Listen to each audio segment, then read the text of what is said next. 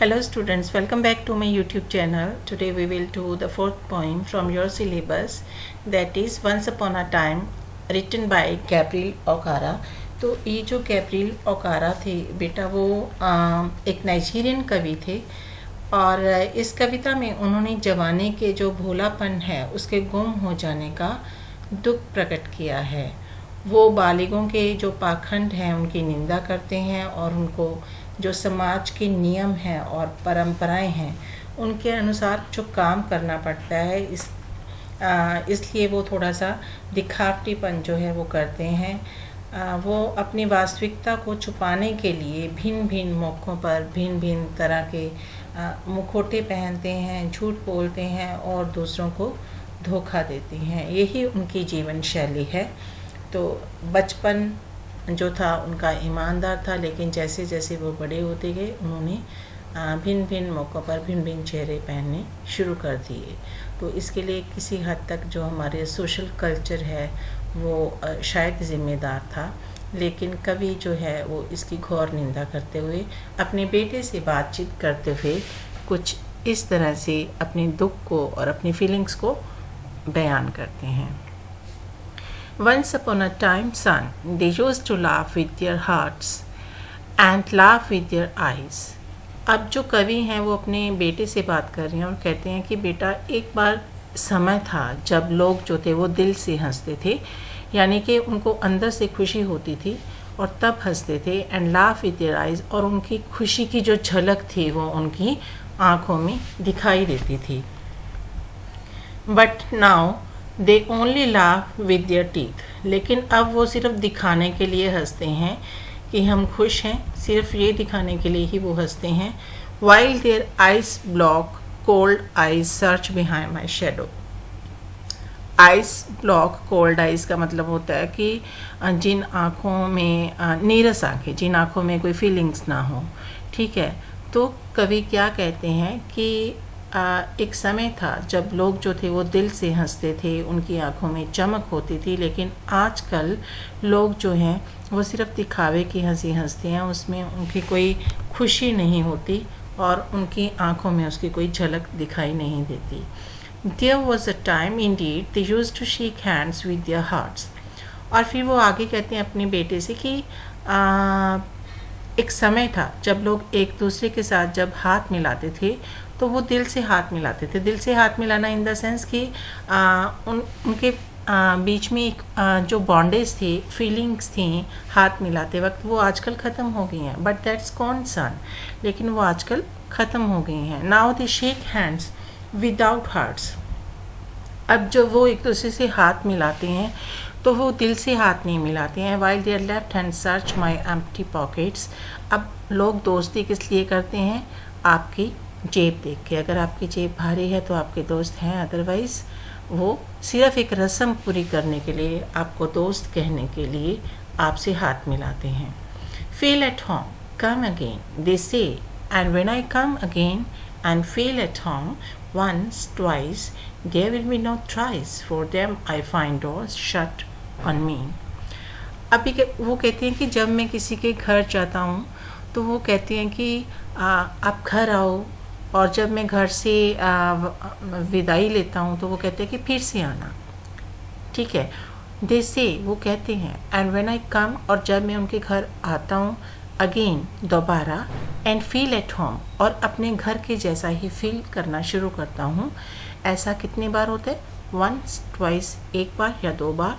There will be no thrice, तीसरी बार तो ऐसा कभी नहीं होता, क्योंकि तीसरी बार के लिए मेरे लिए दरवाजे जो हैं वो बंद हो जाते हैं। यानी कि एक बार कोई आपकी मेहमान नवाजी करेगा, दो बार करेगा, लेकिन तीसरी बार कोई ना कोई बहाना बना के आपको टाल देगा। तो ये सब जो अपने घर जैसा फील करो, फिर से आना, ये सब एक दिखावे के लिए होता है, दिल से नहीं होता है।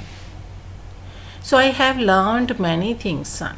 फिर वो कहते हैं कि बेटा ये सब देख के ना मैंने भी बहुत कुछ सीख लिया इस ज़माने से। I have learn to wear many faces. आप कहते हैं कि मैंने भी बहुत तरह के जो मुखौटे हैं वो पहनने सीख लिए हैं अपने मुंह पे। लाइक ड्रेसेस, जिस तरह से कि आप ड्रेसेस पहनते हो, जैसे डिफरेंट ओकेजन्स होते हैं तो उसके लिए आप डिफरेंट जो है ड्रेसेस पहनते हैं। तो कहता कि मैंने भी ऐसा सीख लिया है कि ठीक है, जैसा कोई आपके साथ है वैसा ही आप हो जाओ। Cocktail face, home face with all their conforming smiles like a fixed portrait smile. कहते जब घर पे होता हूँ तो मेरा कुछ और ही किरदार होता है, जब कोई पार्टी वगैरह होती है तो तब कोई और ही किरदार होता है, और जब मैं एक सोसाइटी में होता हूँ तो और किरदार होता है। तो कहते कि जैसे एक फिक्स्ड पोर्ट्रेट मीन्स तस्वीर, एक जो फिक्स्ड पोर्ट्रेट होता है और उसमें जो स्माइल होती है किसी भी इंसान की वो फिक्स्ड ही होती है, वो ना छोटी होती है ना बड़ी होती है। तो उसी तरह से कहते कि मैंने भी सीख लिया है कि पर्टिकुलर प्लेस पे आपको किस तरह से बिहेव करना है, किस तरह का मुखौटा जो है आपने पहनना है, किस तरह का आपने दिखावा करना है। And I have learned to laugh with only my teeth.